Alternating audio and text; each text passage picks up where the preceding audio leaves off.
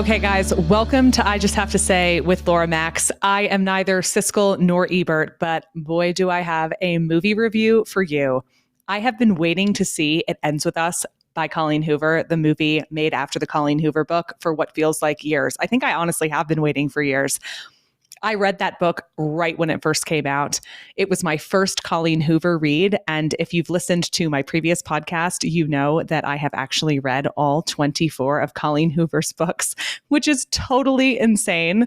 But It Ends With Us was my first book by Colleen, and it's obviously the fan favorite. It is the first book she's written that has had a movie made after it, and I'm sure it won't be the only one. I am definitely one of the people who is very hopeful that there will be an It Starts With Us movie. But this book captured the hearts of so many readers and is an extremely popular read. And if you haven't read it, I don't recommend listening to this podcast episode if you plan on reading it. And if you haven't seen the movie, I also don't recommend listening to this podcast episode before you watch it. This is really a debrief for anyone who has watched it, because I saw it last night, the night that it came out, and I have so much to say, and most of my friends haven't seen it yet. So I thought, all right, this is perfect. I'm going to record a podcast about this, and whenever everyone's ready, we can chat about it via this podcast. You guys can have a listen to my thoughts, and I am dying to hear yours. So I am just going to dive right in. I think movie adaptations of books tend to go a little bit awry. That being said, I was a huge Twilight fan. Let me correct myself. I am a huge Twilight fan, a twihard, if you will. I got back into that book this past year, and I read all 4 books in the series. And I even read a new one that she wrote from Edward Cullen's perspective. I was like a little teenager. And then I went back and I watched the movies again. And the movies are so clearly not as good as the books. But for me, because I loved the book so much, I was so happy to watch the movies, even though, sure, there were so many ways in which many say they could have been better. Just didn't bother me. I just loved watching this movie that tried to capture these books that I loved so much. So going into It Ends With Us, I absolutely was ready to see a movie that was subpar, that didn't meet my expectations, and that didn't hold a candle to the book. That was not what I got at all. There is a review of this book that says it is the best movie adaptation of a book ever made. And I think that I mean, other than the Notebook was, I think, it wins that award for me. I thought The Notebook was a movie that was actually even better than the book. A Walk to Remember might fall into that category as well. But this was an incredibly produced and incredibly well done movie. And I am a huge Blake Lively fan. I like her as a person. I don't know her, obviously, but I love what I know of her. I love the way that she presents herself. I think she's fantastic. And I was discussing this with my friend the other day. I've sort of grown up alongside her. We've hit a lot of the same milestones at the same time in terms of getting married and having kids.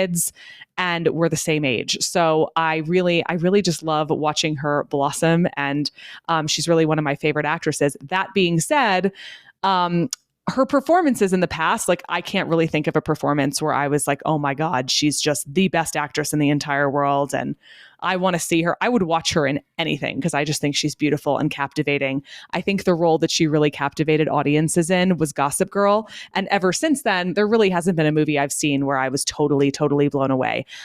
This is an exception to that. She was so funny. She was so good. This movie, she was captivating in this movie. And I noticed right away, so this is when I'm going to get into the part where there are going to be spoilers. So I'm going to give you another warning. If you don't want to hear them, don't keep listening. But It Starts With Us begins with this scene on a rooftop between Lily Bloom and Ryle Kincaid. And it's a dialogue that you can't forget if you've read the book. And I was so curious to see how that dialogue was going to go down in the movie. And it was 20 times funnier than it was in the book.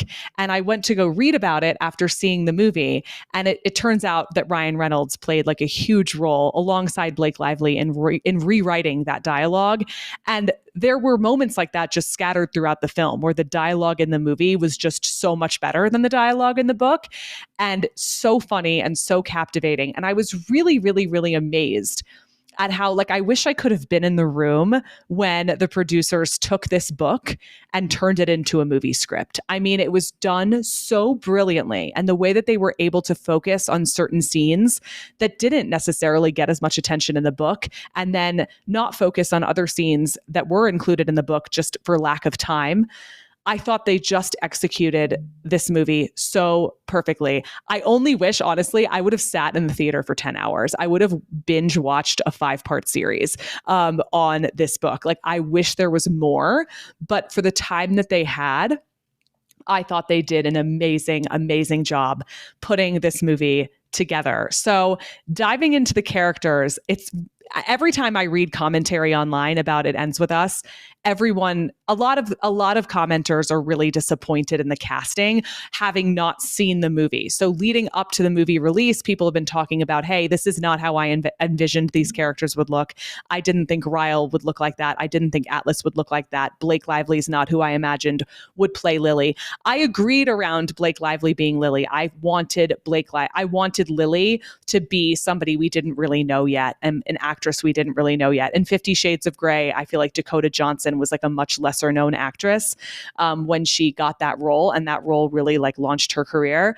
And same thing goes with Twilight. Bella Swan was nobody knew who Kristen Stewart was prior to that movie. I wanted a character like that, but I completely take that back after seeing this movie. I don't think anyone could have done this the way Blake Lively did it. She really turned the character into her own. And in terms of the other characters, so Ryle Kincaid was played by Justin Baldoni. I saw Justin Baldoni's photo, and I actually thought that's actually very close to how I imagined Ryle would look. And I thought his performance stole the show. I thought his performance was out of this world. It was so moving. And just like the book kind of was able to bring you into Lily's perspective, being this woman who fell in love with somebody and was totally blindsided by the fact that he was abusive, and then had to make a decision about what to do about that. I think Colleen Hoover did this amazing job of really, really making you feel what Lily felt. And Blake Lively does the same thing. And Justin Baldoni plays this extremely complex character. And I don't know how anyone could have done a better job than him. I mean, if anyone thought that he wasn't the perfect Ryle, I would be shocked if they still felt that way after seeing the movie. Couldn't get over his performance. Second is, or third rather, is Atlas. So Atlas Corrigan doesn't play as big of a role in It Ends With Us, but he does in It Starts With Us, which is why I am just hoping and praying that we get another movie. When I saw who Atlas was played by, I didn't think that person, that actor looked a lot to me like the Atlas in the book. I think people expected him to be like more rugged and more handsome, but I never saw Atlas that way based off of his description. This is really funny. Do you have like people that you don't know in real life, and then you read, maybe you follow them on Instagram, and then you read books, and when you imagine certain characters, you imagine them looking like people that you follow on Instagram? I always imagined Atlas looking like Tank, the guy who's behind Tank Sinatra and like The Good News with Tank, like all of those accounts. I don't know why I imagine him looking like that, but not this like outwardly extremely handsome guy. He really did like very much look like what I imagined he would look like. I thought that Atlas's character was well acted, but the story and the love story between Atlas and Lily, there's no way that this movie could have covered that in the amount of time that the movie had to do so. And the movie absolutely spent more time covering the relationship between Ryle and Lily. And so my only thoughts when I was walking away, so I went to go see this with a friend of mine who she tried to read the book. She wasn't into the writing style, so she never finished it, but she still really wanted to see the movie. And I said, like, there's no way, like, you have to go back and read the book to understand the love story between Atlas and Lily. I thought it was one of the most epic love stories that Colleen Hoover had ever written. And I think if you're watching this movie and you haven't read the book before, there's no way that you're going to understand the deep connection and the romance that Atlas and Lily had when they were teenagers, and why their connection today is now so significant. And I think if the movie missed the mark on anything, and I really hate saying this because this movie was so well done, like what else were they going to do? There wasn't enough time. It was a 2-hour movie. I could have been a 3-hour movie. I would have been totally happy with that, but I understand most people wouldn't want that. And so they're trying to fit this movie into 2 hours. I really think they did the best on-screen adaptation they possibly could. But there was so much more to the story of Atlas and Lily in the book. And it actually made me want to go home and like I'm reading It Starts With Us so I can at least read the continuation of that story. And I started reading it for like a few pages of it last night. And I'm like, no, I actually have to go back and read It Ends With Us because there's so much to their story in that book that isn't covered in the movie. Lily has the tattoo on her neck of the heart that's carved out of an oak tree that's somewhat open, and you never know why she put it there.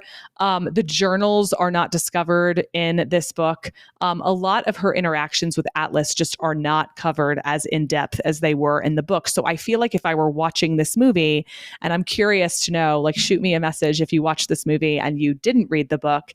I feel like if you're watching this movie and you haven't read the book, that you might not really understand like the connection between Lily and Atlas, or just know like how deep their love for each other really was. And that was the only sort of unfortunate thing I thought about this movie, but it definitely does make room for another one, which I would hope would be created and would cover their relationship. They also made a decision in producing this movie not to have like any type of co-parenting relationship drawn up or drawn out between Lily and Ryle. They really wanted to draw a hard line that like Lily was raising this child on her own and she was not really in contact or having much to do with Ryle at the end of the movie. So I would be really curious to see how that would play out if there were a second movie made. But I very much respect that decision. I mean, even going back and reading the beginning of It Starts With Us yesterday, the beginning of It Starts With Us, Lily is leaving her baby Emerson with Ryle for a couple of days. And she's so nervous about it. And she's kind of telling him, you know, what she can eat and what she can't eat. And I'm thinking, oh my God, like, how are you doing this? And I think it's such a complex situation, but I don't think a book can barely cover it. So I don't think that a movie would have been able to fully cover or explain the complexities of their parenting arrangement. And I think it was best that they just had Lily really on her own in the end. But other characters who I thought were played absolutely brilliantly. Lily's best friend, Ryle's sister, could not have been more spot on. She was the quintessential best friend, soulmate, just wonderful human being that she was in the book. And she was actually more vivid in the movie than she was in the book. I think the reviews will absolutely cover what an amazing character she was. I just couldn't stop thinking about her performance. I loved her relationship with her husband. The whole movie just basically brought out it took the book and put it in living color. And I couldn't have been, as a Colleen Hoover super fan, I could not be happier with this book, with this movie. And one thing I actually established with a friend of mine, I haven't really been able to put my finger on this. I will recommend Colleen Hoover books to people with a little bit of hesitation, because I know this is crazy, but prior to this past year, I actually wasn't that much of a reader, which is insane because I've read, I feel like, 60 books or something this year. 24 of them are Colleen Hoover books.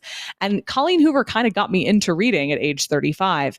And as I've gotten further away from reading all of her books, I have started to understand some of the feedback about her writing style being less desirable than other writers who are sort of in the same genre. And I knew that when I was reading her books, like, okay, this could be written in a more sophisticated manner, but the story is insane.